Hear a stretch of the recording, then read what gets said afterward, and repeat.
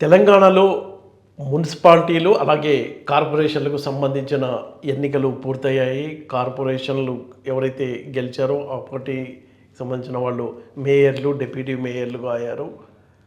కార్పొరేటర్గా గెలిచిన వాళ్ళు కార్పొరేటర్లుగా ఉన్నారు. అలాగే మున్సిపాలిటీల్లో గెలిచిన వాళ్ళు చైర్మన్లుగా, వైస్ చైర్మన్లుగా, కౌన్సిలర్లుగా ఉన్నారు. అయితే ఇక్కడ ఈ ఎన్నికల్లో గెలవడానికి కోట్ల రూపాయలు ఖర్చు పెట్టారు ఒక్కొక్కళ్ళు. ముఖ్యంగా రంగారెడ్డి జిల్లాలో కనుక మనం చూసుకున్నట్లయితే చాలా ప్రాంతాల్లో 3 పార్టీలకు సంబంధించిన అంటే కాంగ్రెస్, బీఆర్ఎస్, బీజేపీకి సంబంధించిన అభ్యర్థులు ఆ ఒక్క వార్డులో ఒక్కొక్క అభ్యర్థి 3 కోట్ల రూపాయల వరకు కూడా ఖర్చు పెట్టారు. అయితే ట్విస్ట్ ఏంటంటే అక్కడ రెబల్ అభ్యర్థి కానీ, స్వతంత్ర అభ్యర్థి కానీ గెలవడం వాళ్ళ పరిస్థితి అయితే చాలా దయనీయంగా అంత డబ్బు ఖర్చు పెట్టినప్పటికీ గెలవలేకపోయారు. కొంతమంది అయితే ఇప్పుడు ఎన్నికలు అయిపోయినాయి, ఎన్నికల్లో ఓడిపోయారు, భారీ ఎత్తున డబ్బు ఖర్చు పెట్టారు.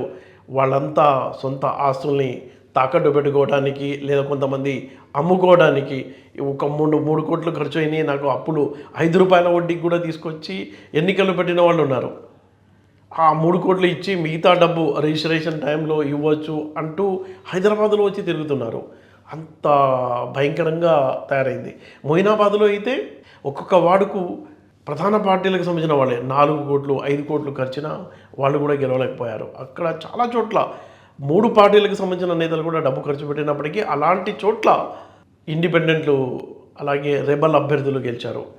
అయితే ఎవరికైనా ఇంట్రెస్టింగ్ పాయింట్ ఏంటంటే ఇంత కోట్ల రూపాయలు ఖర్చు పెట్టారు ఎన్నికల్లో, గెలిచారనుకుందాం. అయితే వాళ్ళకి జీతాలు ఎంత ఉంటాయి అనే ఆసక్తి అయితే ఉంటుంది.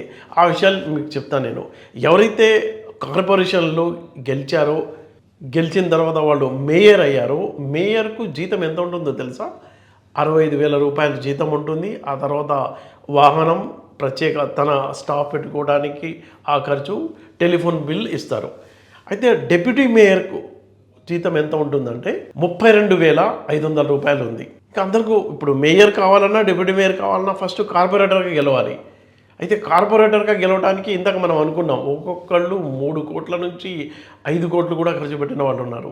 అయితే ఆ కార్పొరేటర్కి వచ్చే జీతం ఎంతో తెలుసా మీకు? 7,800 రూపాయలండి. 5 ఏళ్ల పాటు ఉంటారు అంటే నెలకు 7,800 రూపాయలు ఒక కార్పొరేటర్కి వచ్చే శాలరీ. మేయర్కి అయితే 65,000 రూపాయలు, డిప్యూటీ మేయర్కి అయితే 32,500 రూపాయలు. అయితే వాళ్ళు ఎన్నికల్లో పెంచిన ఖర్చు ఓపెన్ సీక్రెట్ కోట్లలో ఉంది. ఇక మనం మున్సిపాలిటీలకు వద్దాం. మున్సిపాలిటీల్లో కౌన్సిలర్లుగా గెలిచారు. ఆ కౌన్సిలర్లు చైర్మన్లని, వైస్ చైర్మన్లని ఎన్నుకున్నారు. మళ్ళీ ఇక్కడ 50,000 జనాభా ఉన్న మున్సిపాలిటీకి ఒక రకంగా జీతాలు ఉన్నాయి.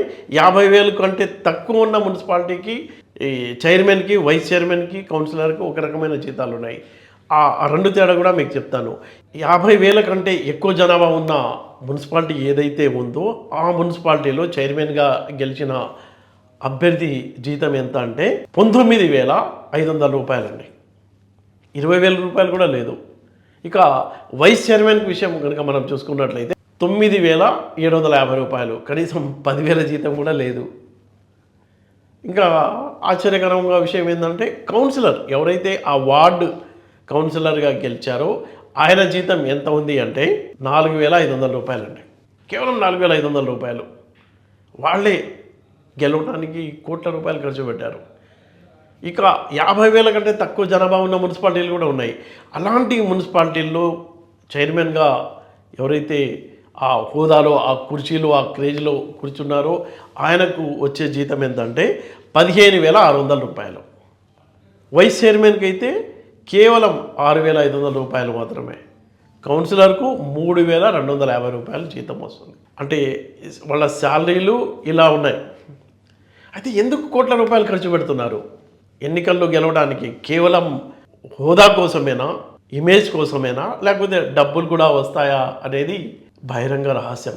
మన దేశంలో అవినీతి ఈ లెవెల్లో కూరుకుపోవడానికి కారణం అంటే ఎన్నికల్లో ఇలా విచ్చలవిడిగా కోట్లాది రూపాయలు అంటే చిన్న వార్డు స్థాయిలో కూడా ఇంత డబ్బు ఖర్చు పెట్టడాన్ని ఆపకపోతే అలా ఖర్చు పెట్టిన డబ్బును వాళ్ళు ఎలా తిరిగి సంపాదించుకుంటారు అనేది బహిరంగ రహస్యమే.